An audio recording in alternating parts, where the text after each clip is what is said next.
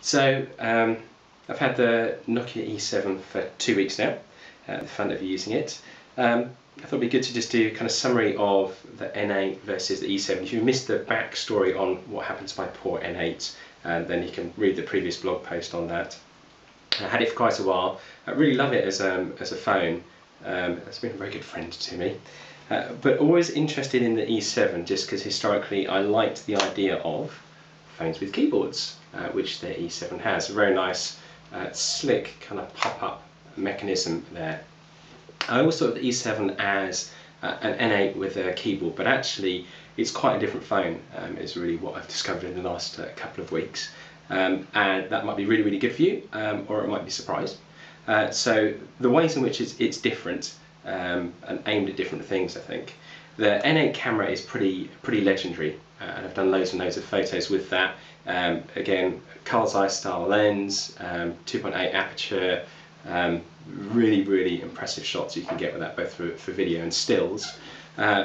The E7 has a fundamentally different kind of camera in there, and you can probably see that. You can see there's a little bit of a lump on the back of the N8 because of the camera mechanism that's in there.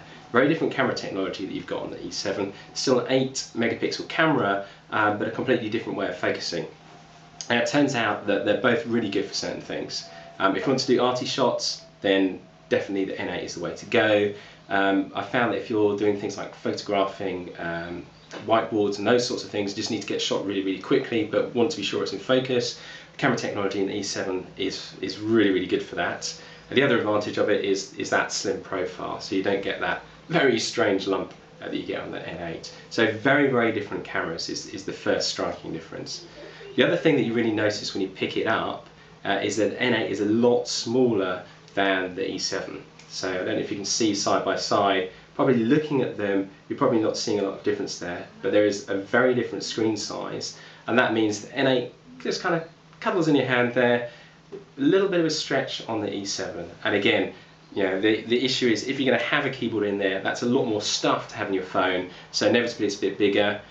You've got a bigger screen size, not necessarily that much higher resolution or difference from that point of view, but it feels different in your hand. So the E7 for me, you know, the impact of having the keyboard is it's great for doing emails. Actually having that real keyboard rather than the touch screen means you don't lose the screen real estate when you're typing.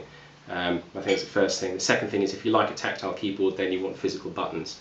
But for doing things like email, it means you've got the full email up there when you're typing. So for me, the E7 is really, it's kind of your business user's handset, I think.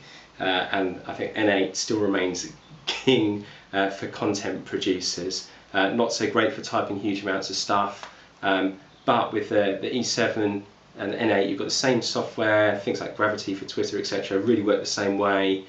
Really fast to get the E7 set up as well. I had all of the stuff from my N8 across literally in a couple of minutes and was up and going with all of my contacts and all of my apps, so well done AV Store on that. So yeah, they look similar, but I'd say that they're actually really different devices. If you're doing lots of stuff like email, producing lots of stuff and typing, this is your buddy.